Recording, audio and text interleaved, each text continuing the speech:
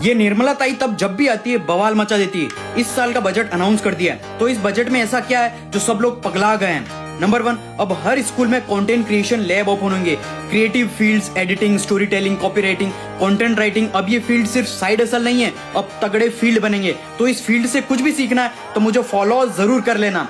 Number 2, new income tax regime में एक छोटा सा चेंज है कि जो पहले 0% टैक्स 3 लाख तक की इनकम पर लगता था, अब वो 4 लाख तक इनकम पर लगेगा और न्यू इनकम टैक्स स्लैब्स ये हैं। नंबर 3, सबसे पहले सरकार ने इस साल की इकोनॉमी को स्टेबल बताया।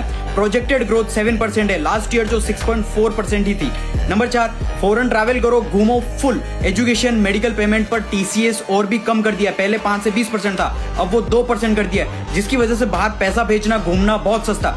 नंबर 5, ट्रेडिंग करने वालों की जान ही निकाल दी है, क्योंकि तुम्हारी STT सिक्योरिटी ट्रांजैक्शन टैक्सेस बढ़ा दिया है, जिसकी वजह से तुम लोग ट्रेडिंग करना अब बहुत महंगा एक्सपेंसिव पड़ेगा। नंबर 6, अब फॉरेन इन्वेस्टमेंट और पोर्टफोलियो इन्वेस्टमेंट स्कीम के थ्रू डायरेक्टली तुम लोग इंडियन स्टॉक में इन्वेस्ट कर पाओगे।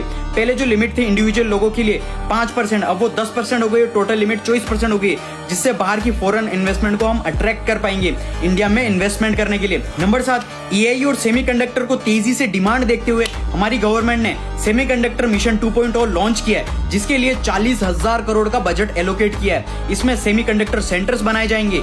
नंबर 8, छोटे बिजनेसेस को इजीली और ज्यादा लोन्स मिलेगा, ताकि SME और माइक्रो एंटरप्राइजेस ज्यादा से ज्यादा ग्रो हो सके, और इस सेल्फ रिलायंट इंडिया को 2,000 करोड़ रुपए फंड दिया गया है। नंबर 9, और भारत में ज्यादा डायबिटीज और कैंसर, तो बायोफार्मा सेक्टर को बूस्ट मिला है, 10,000 करोड़ अलॉट हुए हैं, ताकि खुद की रिसर्च और मेडिसिन बना के सस्ती बेच सके और एक्सपोर्ट लीडर बन सके।